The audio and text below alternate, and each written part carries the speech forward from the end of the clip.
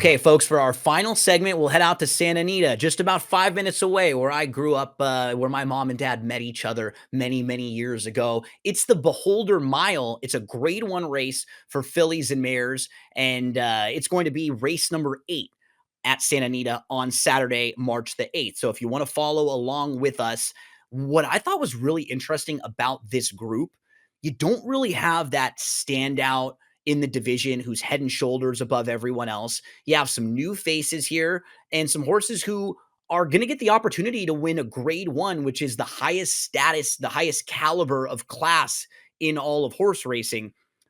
Let's meet the field at Santa Anita, race number 8 on Saturday. The number 1, Rishi, came from Chile. And when you look at some of the races that she ran in Chile, she was incredible.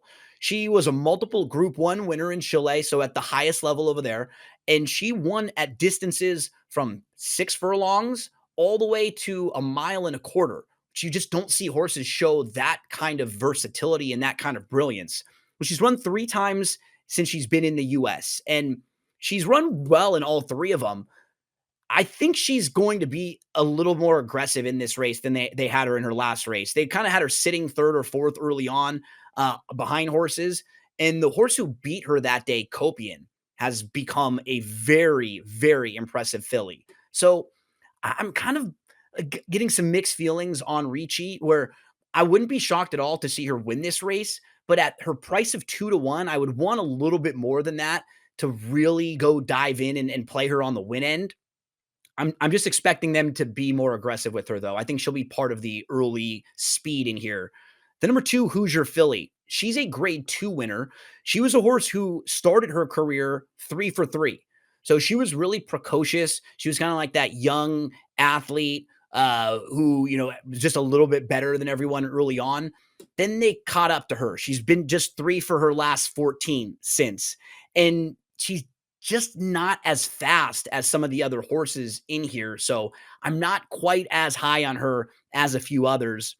The number 3, Cavaleri, really interesting. I mean, she's undefeated. She's 3 for 3. She's trained by Bob Baffert. Bob Baffert also trains the one Rishi.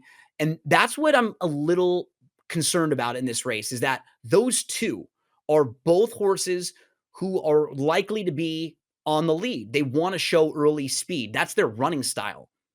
Are they both going to do that and battle each other when they're running for the same trainer? Because a lot of times that doesn't happen. The trainer will have one of the two of them go and the other one sits off a little bit. And a lot of times the horse that gets the lead is able to win that race. So I'm just trying to project in my head how I think this race will unfold. And Cavaleri is a horse that's hard to leave out of any of your wagers. You're not going to get rich in betting her because she'll be one of the shorter prices in this field, but she makes a lot of sense, and it's a really good spot for her. The horse that I like is the number 4, Ultimate Authority, who could be a really big price. She was 15-1 posted odds on the morning line, and I think you can go through her entire career of races, and you only have to make excuses for 1 or 2 of them that was like a poor performance. Most recently, she won at Santa Anita going a mile, and she came from off the pace. She had to go very wide, and she was making her second start back after having a long time off in between races. A lot of times for horses, when they make their third start back of the form cycle, you're going to get the best effort from them. I could see her getting a really nice trip in here. You look at some of the horses she's faced earlier on in her career. Copian, who I mentioned before, very nice filly.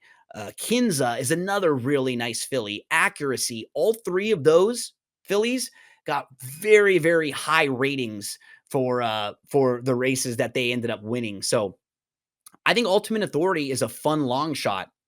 We move to the number 5, Tarifa, who is a 3-time graded stakes winner.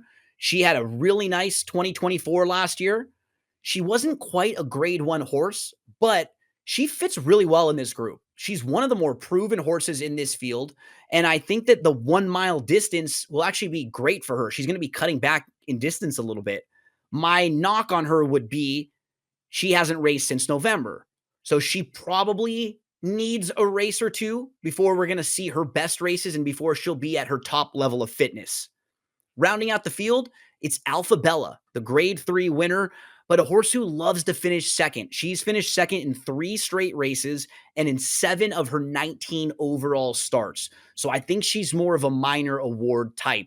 As we move to selections, I'm going to put the 4 on top. I mentioned the big price, Ultimate Authority. I'll go 4-1-5-3. A big shout out to producer Mike this week, pulling the strings back there. We want to make sure that all of you join us each and every week right here on the Weekend Preview on SportsGrid.